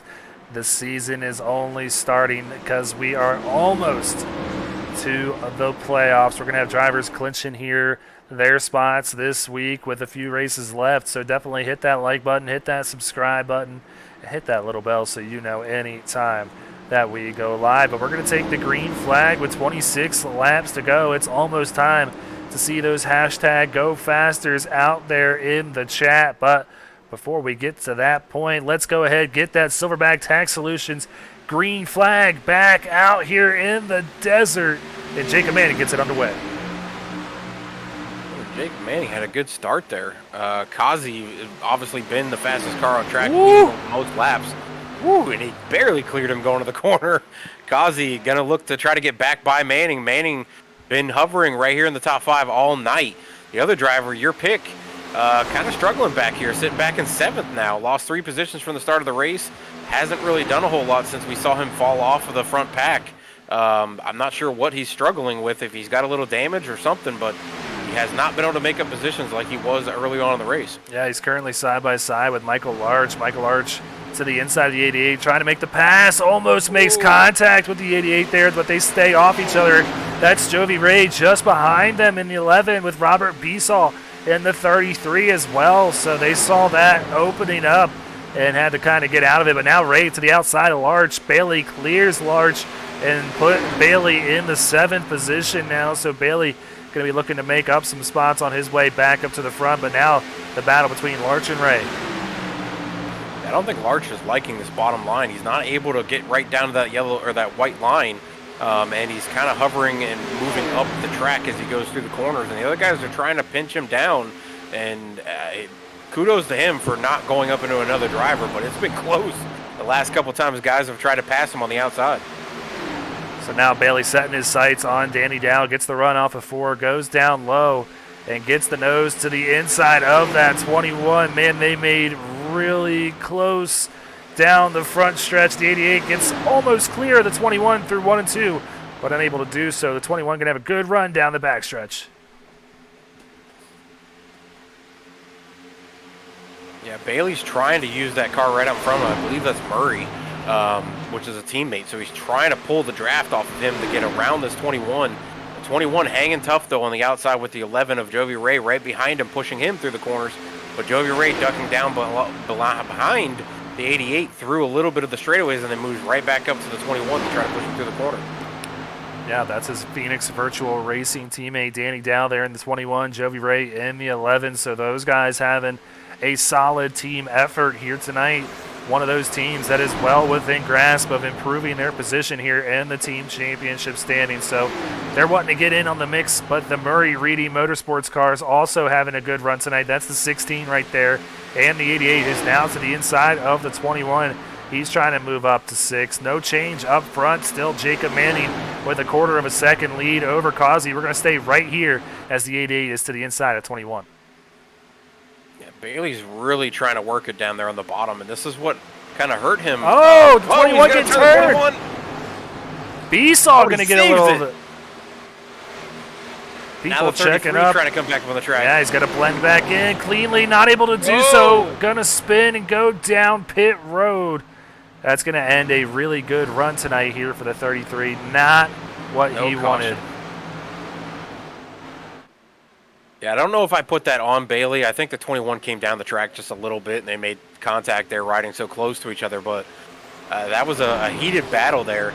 Neither one of them wanted to give up position, but I think Bailey, this is like I was saying, I think that was what was hurting him, riding so many laps on that bottom line when Causey was coming up to him. And then as he moved up the track, he really fought Causey, and Causey was able to get by him. So now we're only 11 laps into this one. We've got less than 20 to go. And Bailey sitting back there in 8th now.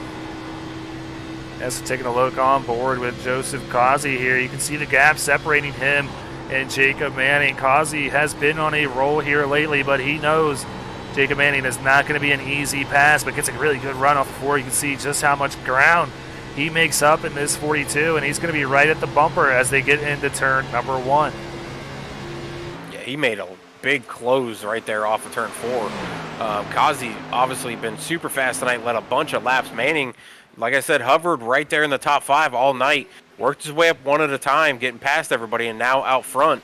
This is a JW Racing guy, so this is what I was saying about them needing a good night. Winning the race would definitely put a exclamation point on that, but Causey's not giving up, and Berger also sitting right there in 3rd. He's not going to give up on this, and we talked about Lautenschlager earlier, coming down pit road a little earlier than everybody.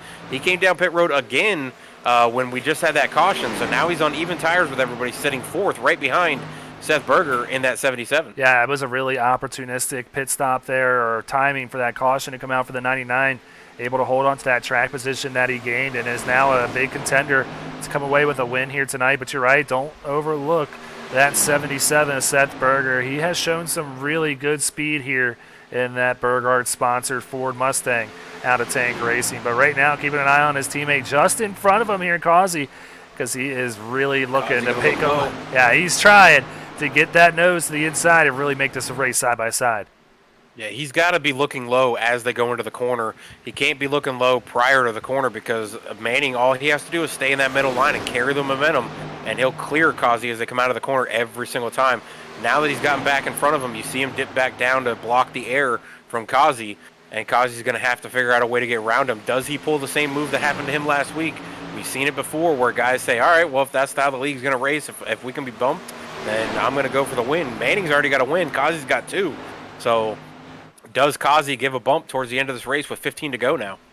I think after missing out on his win last week with the way it happened, I think Jacob Manning might be, yeah, he might be getting the bad end of that stick because he's just in not the best spot with a very hungry 42 just behind him who, from what I understand, doesn't get tired of winning here in SRN. He is heading towards becoming the most winningest driver here in Speed Racing Network. If I'm standing corrected, he's only within probably 1 or 2 races of achieving that feat. So we'll keep an eye on those numbers and see if he can tack on one more here tonight. 14 to go as they round 3 and 4. Yeah, and if Kazi's strong tonight, Manning's strong tonight, Berger's strong tonight, we've got 3 or 4 races coming up that are pretty similar. So, you know, carrying that momentum from these tracks that are all kind of similar with the 1.5 miles, look for these guys to be up front towards the rest of these races too. So anybody else who's in battle with these guys with points, this is not a good sign when these 3 are super fast at a track that you're going to have some others coming up that are pretty similar in the way that they drive. Riding on board, you can just see the entry that Joseph Kazi gets a lot better than that 50. I think he might just be picking his spot as he gets really close to the wall there on the exit, using all the track that he can. 12 laps to go here in Sin City to wrap up night number 3. He gets real close there to the left rear quarter panel of that 50, letting him know, hey, it's time to party. Yeah, I think Kazi cut Manning a break there because he was definitely closing on that back bumper like he was going to give him a touch. And I think he let off, which allowed Manning to get back down in front of him. Kazi seeing that, now he can try to replicate that maybe later on in the race here coming to the final laps, and maybe not be a little more patient and give him a little more of an aggressive bump there going to the corner rather than giving him a pass on that one. I think it's going to be interesting to see because they're running 2 different lines. Kazi's entering a little lower in the turns with Jacob Manning running and entering a little higher in the turns, and you're going to see it right here. Kazi taking a look to the inside. The 50 going to have to put up a real fight as they are very tight off of 4 in a drag race down the straightaway. Yeah, this is going to pull Berger right back in, and Berger, obviously a teammate of the 42, he's probably going to get behind the 42 and try to help him get by the 50. If Berger can follow the 42 through, just like we saw earlier with the 50 and the 40 or the 77 going by the 88, that could put Berger back up into the top 2. With these 2 battling it up and bringing him right back into the fold here. We could have a 3-car battle. Just look at how tight these 2 are racing, almost making contact on the exit of 4. Inches apart. Yeah, this could very well stay this way for the next 10 laps. Now 9 laps to go here tonight, and it is going to be hard for either one of these drivers to complete the pass on their fellow peer here in the Xfinity Series because these are 2 of the heavyweights that race here on Thursday nights. Yeah, Kazi's already got the win here earlier in the week, so you know he's looking for that second win of the week, sweeping 2 races. That would be a huge goal for him. You see him dipping down just a little bit below that white line, but Manning pinching him all the way down there. Seth Berger, like you said, going to get right up into the mix now too, sitting 0.3 of a second back of this battle, and right behind him, Murray also getting back up into the fold of this one. So 4 drivers with 8 laps to go within 0.8 of a second. So we'll keep an eye and see if any of these guys get in on the mix. But right now, Kazi looking like he might be able to clear the 50 as they enter 3. Not able to do so this time. Yeah, Kazi is just sitting here biding his time, waiting. We saw it happen earlier with Bailey being on the outside. Kazi was able to wrap that bottom line way better until Bailey made a little bit of a mistake. He's waiting for Manning to maybe make that same mistake, but look who's stalking right here in 3rd. Berger closing the gap, only now less than a 10th, and he's right on the back bumper of these 2. You could tell the 42 wanted to clear him so bad right there, but unable, had to get out of the gas a little bit. The 50 pulls right back ahead of the 42 as they enter turn 3. And the 50 going to try and pinch him down. How close he's pinching him. Yeah, that's what you got to do. You can't give this 42 a lot of space through these turns. That's why he's able to keep up with the 50 side by side at the stripe. 6 laps to go. I think you're going to have to add another one to that close finish reel you put out earlier in the race. This one's going to come down to, I think, to the final lap of who makes the final move, who does that push, who does the clearing. Do you make that clear yourself? Do you make yourself clear is what I'm saying by just sliding up in front of him and hoping and praying he doesn't turn you. Well, we'll find out. And I just have to imagine this 42 is not wanting to give here on the track after last week at Auto Club. Probably wants us to just stop talking about it altogether. But 5 laps to go. Yeah, Murray, Lottenslager now within 0.8 of a second. It's a battle through the top 5. Any one of these drivers with a chance to win it here. How's he so close to clearing him? I mean, he's barely not cleared, and he's still clear. He's clear right now. He could have slid up in front. There he does. Oh, he gets a little He's tap. going to give him a little bump. Yeah, a little tap from the 50 there, try to upset that 42, but does not accomplish what he wanted. And the 42 in sole possession of that lead with 4 laps to go. It's going to be hard for that 50 to get back in there. Yeah, now look for Berger to try to make that same move on the 50. But does the 50 come back and do the same thing to the 42 before the 77 can get below him? And then you have the other two stalking back here. The 16 of Murray and Lottenslager are all watching these 3 up here as it becomes a 3-car battle at the front with the 2 of them just sitting here watching, seeing what happens. If any one of these guys spins out, we can see another guy move up into the top 3 for the ending of the night. 3 laps to go here in Vegas. Joseph Causey out in front. The battle now for second as Berger takes a look to the inside of the 50. Not able to clear him here. Going to wash up a little bit. Almost made contact there. And that is going to only kill the speed in both of those cars and start growing that lead for the 42, now 0.3 of a second. And growing as they're still side by side through 3 and 4. Berger clears the 50, comes up in front of him. 2 laps to go for Causey. Is that 2 Tank Racing drivers in first and second now? That is indeed what it is. That's going to close that gap on number 1. JW Racing is... Manning is the only JW Racing driver up here. Yeah, well, Larch is in 6th there, so he's having a good run tonight too. But then the rest of the team having some troubles here as you've got James Shamewolf back in 23rd. And I believe those are the only 3 that have shown up here tonight. Yeah, this is Causey race to lose right now. As long as he doesn't make a mistake and get hung up, there's a lap car right in front of him. He's going to try to make a clean pass on that lap car so that he doesn't get held up at all. I don't know who that lap car is. It's Travis Anderson. So as long as he can try to... Oh, he gets right behind him. Anderson, I don't know if I consider that to be blocking, but it was pretty close there. Well, nonetheless, Causey gets around him and heads off at turn number 4 and claims his 2nd victory on the week. He's a winner here back-to-back on Tuesday and Thursday nights here in Las Vegas. And the battle for 4th, 5th, and 6th was close too. Those guys side by side as they came across the finish line. Larch trying to make the pass on Lottenslager with Murray too.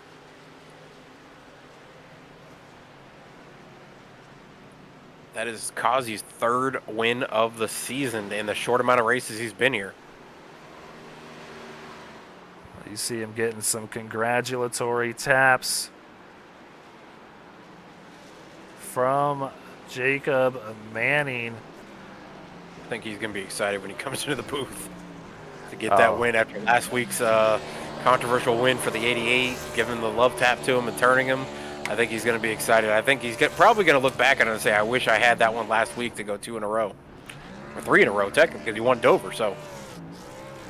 Yeah, I don't think Causey's ever in a bad mood, so we'll be curious to see how he's feeling here tonight as a winner here at Las Vegas. So getting pretty used to burning it down, and no matter what car he's in, this is his 3rd win here in the Xfinity Series. So Ball Security Automation getting some big-time representation from this number 42 Mustang. He is having a ball burning it down.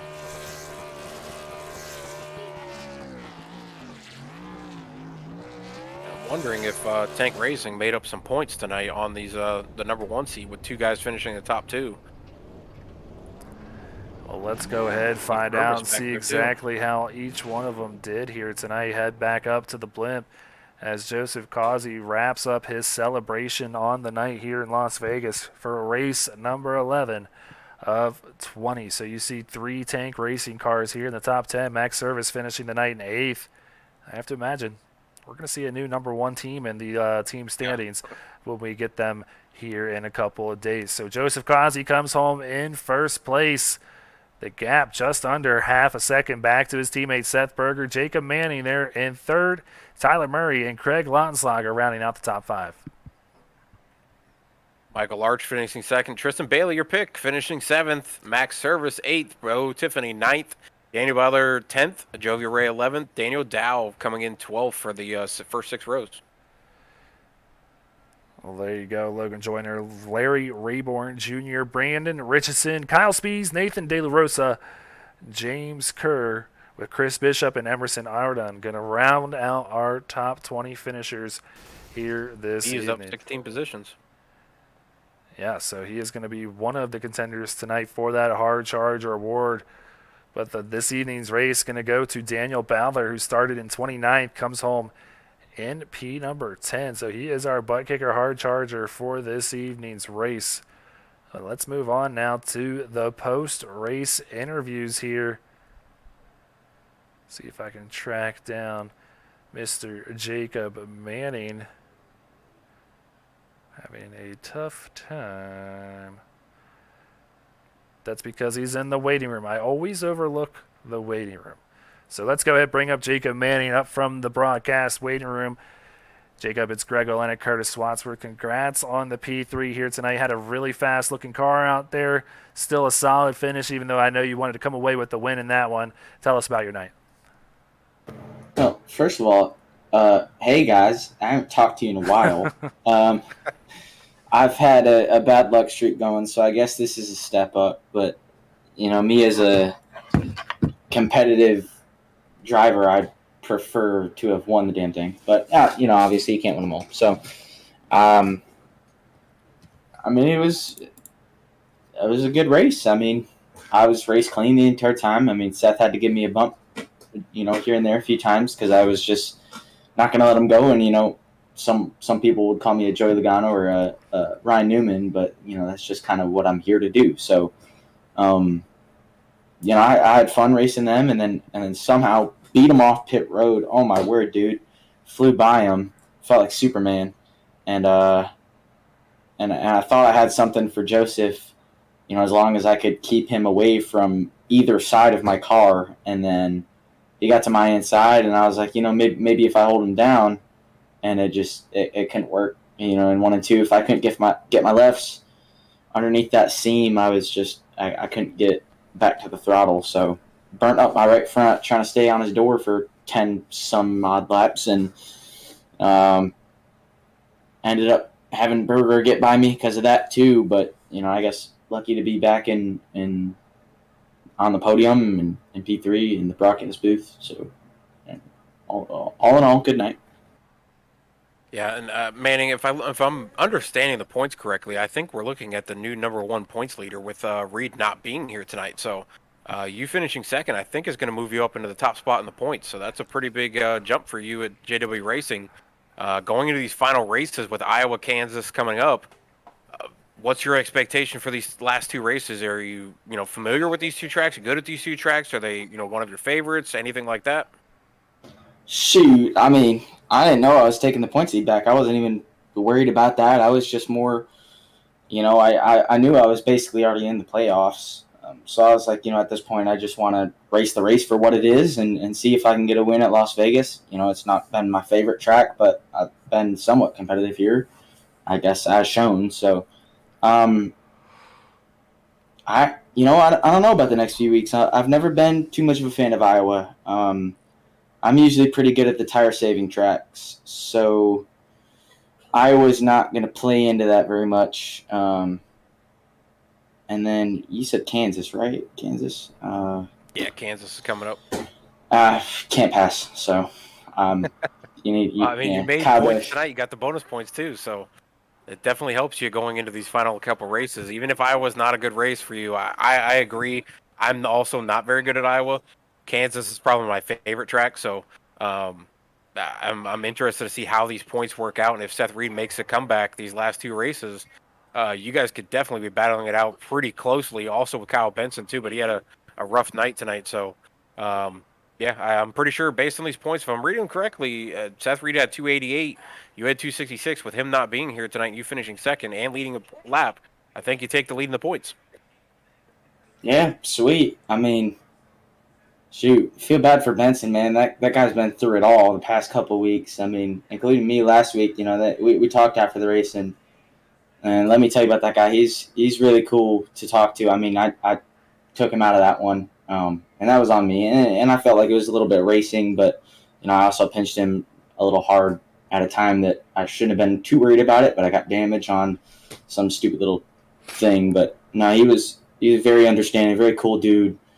Obviously, he was mad, but he was all in all a cool guy. So I really hope to be racing with him and Seth Berger too. And now Joseph Causey, the guy who's coming in and being a problem. He's on fire. Yeah, he's doing it all. So I'm interested to see how this goes for not even the rest of the regular season, but the rest of the entire season. It's going to be interesting and a ton of fun racing with these guys, and also my teammates, I guess, because they're pretty good. Well, before we let you go, Jacob, you got any friends, any family, any sponsors you want to give a quick shout out to?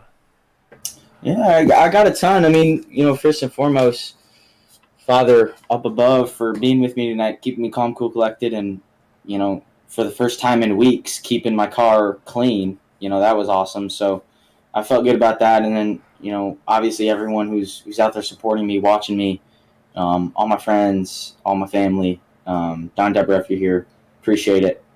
Justin Rideout, also making all this possible for not just me but also my teammates. We've been struggling the past few weeks, but it feels like it's time for us to get back together and get things in order. And then sponsors, of course, we gotta shout them out, right? So you can do Rogue Energy. It's kind of like an energy, it's like G Fuel. If no one knows what that's like, but it's pretty good stuff. Got a lot of caffeine, keeps me awake when I'm racing.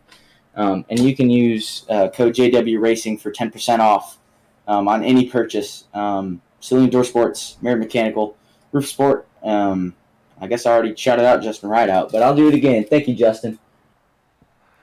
All right, Jacob. Well, we appreciate you as always stopping by the SRN broadcast booth after a good run here tonight.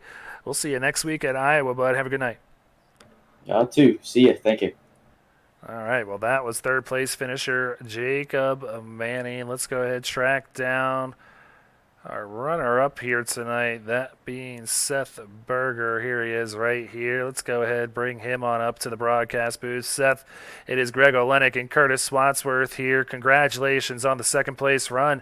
Really strong-looking Burghart's number 77 Ford Mustang. Tell me about your race here tonight. It was a lot of work, man. That dirty air played a huge factor today, and I'm just really glad to get a strong run with no incidents. I'm honestly kind of ticked off at how much the season's been going in the Xfinity Series for me. I think I had a lot of chances that wins be taken away from me, so I'm driving with a little chip on my shoulder, and I'm glad I was able to start that today. Well, Seth, it's definitely showing on track. You're flying up through the field, and you were running some really fast laps. Like you said, 0 incidents tonight, so you get that bonus point, I believe. You led 1 lap, so there's another bonus point, too. You need those bonus points to climb up through the rest of the standings with Reed and Ballesteros not being here tonight. You, Manning, and Bailey are going to have the biggest jump in the points with Benson also struggling tonight. So you're going to move, I think, into third in the points, if I'm reading this correctly. But... yeah, you definitely showed a lot of speed tonight. I think you had a chance with these guys towards the end here with them battling it out. Were you kind of hoping that they would get into it like we saw last week with the 42 and 88, and you'd just be sitting there in the catbird seat? I mean, that would have been nice, but, I don't want to see a teammate get taken out of a race win and him have a bad day.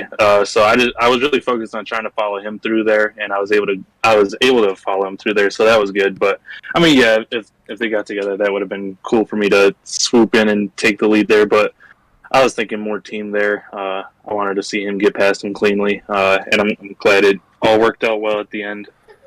Well, we talked about the team points, too. Your tank racing team, that definitely helps you guys with a 1-2 finish tonight. Only 8 points back from JW Racing with Manning finishing third tonight. I think you guys should possibly move up into the points. If I think, Greg, you were saying that when we see those points next week, we should see a new team lead. Oh yeah, that'll be awesome, man. Tank's killing it in the Cup Series. Dark Tank's doing pretty well in the Truck Series, and I see no reason why Tank shouldn't win the team championship this year too. Well, kind of funny how it came down to it last season between Tank Racing and JW Racing. And Curtis, not sure if you know this or not, but these two teams tied at the very end, and they were co-champions. So no surprise to see it coming down as tight as it is amongst JW Racing and Tank Racing. But Seth, before we let you go and celebrate with the teammates on a very good run here tonight, you got any friends, any family, any sponsors you want to give a quick shout out to? Shout out to Berg Arts again, for anyone that doesn't know. I hope you know by now, it's my own clothing company. I'm working on a clothing line right now. I got some TikTok videos pre-made, ready to roll out soon. And shout out to Burger Nation for watching. Thanks to Ed Sherry for spotting me tonight. He was helping me through some risky four-wide racing there too. And also got to thank Ferguson Farms, Bus Security, Karen Dental, Hunter Don, Park Brothers Racing, Parkway Lanes, Teespring, Healthcare Billing, and everyone at Tank. It's like a family there. All right, man. Well, Don't know, now you know. Yeah, congratulations once again, as always, on a successful night. P number 2 in that 77. Get it in victory lane potentially next week at Iowa. So have a good night, man. All right, you too. Thank you.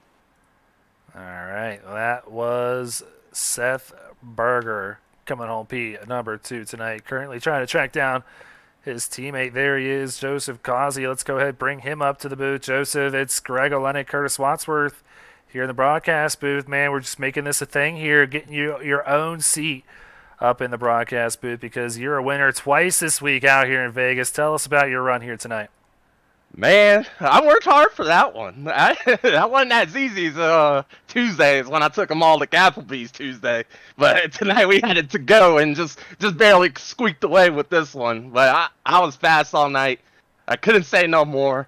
The one time when we raced Tristan, he got past me. I had to reset myself, got back to him, and I just made him burn his stuff up. And then we got back past him, and then we was just... From there, I was just on rails, and I just wanted to make sure I hit all my right marks. And after that last pit stop, I messed up coming out, let Jacob Manning get the point. And after that, I just made sure I was being nice to the tires. And then when I finally got to him, and I just did the same thing what I did with Tristan. Just took my time and finally worked around him. Yeah, see, and Greg, I called that, saying that Causey was just biding his time sitting there. I love the tracks where conserving tire. That's my bread and butter style of racing is conserving tires, waiting for somebody else to burn them up.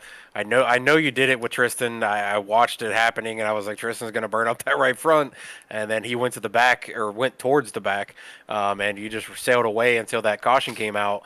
But I mean, after last week's, I would say, disappointment of getting turned at the end of the race, this has got to be vindicating for you to come back out the next week and get a win. But does it sit in your mind at all that you had a chance at 3 straight wins? I guess. I mean, I've let it go. I know Tristan didn't exactly mean to do it. He apologized to me and everything. I've been a little salty. I know he sent the message out to me. I haven't sent one back, but other than that, I was a little salty of it, but this is a little bit of vindication for it. And it puts a little cherry on the top. No, I did it cleanly and made it happen. Well, congrats on that win, bud. Yes, sir. All right, well, Causey, before we let you go, as always, you're getting pretty used to this. You got any friends, any family, any sponsors you want to give a quick shout-out to?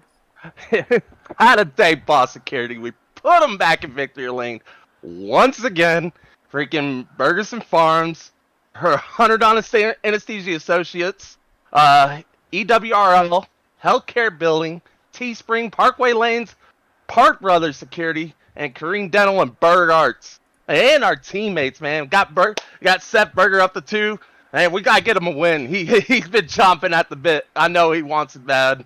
Freaking Max, we got to get him up there, too. Everybody that's on this team, we're striving to get better. We're trying to make the program better everywhere and anywhere. So, thank my spotter Connor as well. He helped me out a tremendous bit tonight. And thank the freaking broadcast, man. We're gonna go back and watch this one. Well, definitely do just that. It was an awesome race all night long. A lot of the people out there in the chat loving what they saw. And it's always good to talk to you, as always, Joseph. You've been making a really strong impression on everybody here this season, and you find yourself in victory lane once again. So congrats again here from all of us at SRN. Go have fun celebrating with all your tank racing teammates, and we'll see you out at Iowa next week. Heck yeah, guys. See you next week. All right. Well, that was Joseph Causey coming away with P number 1 here tonight, Curtis. That was a fun one. Oh, absolutely. It was exciting all the way down to the last lap. There were so many moves being made. You've seen guys that we haven't seen up in the top 10 that finished up the top 10 tonight. Guys with good runs that need that streak of good runs towards the end of the season to get up into that top 15. Some big point movers for guys that were right on that cut line, and then Shambull falling down a little bit in the race. Luckily, 2 of those guys that he was battling for that cut line were not here tonight, so that's going to be a definitely advantage for him. But who's left on that bottom of the cut line that might creep up into here with those 2 guys missing? Well, we'll find out next week, because it's going to heat up even more when we get to Iowa Speedway, a track that we have yet to visit here on SRN. So it's going to be an exciting one with a big field in each of the 3 series. 2 weeks to go before we get to the playoffs. But in case you all missed it, let's go ahead and reveal that track car combination that we could be seeing here on the All-Star race. The one revealed tonight being number 2, that's ARCA at Richmond Raceway. So yesterday was the Global Miata MX-5 Cups, whatever they're called, at Bristol. Regardless of what they're called, they're an absolute blast. We were talking about it tonight, Curtis. It could be a very interesting race if that is the one that is picked. But we were in the ARCA cars in Season 1's All-Star race, and it was a good one out there in Indianapolis as well. So come on by. The draft show being presented on Friday, June the 10th at 9 p.m. Eastern Time. But that's going to wrap it up for all of us here at SRN. For everybody behind the scenes, myself and Curtis Swadsworth, I wish you all a good night. Go faster, and we'll see you next week at Iowa.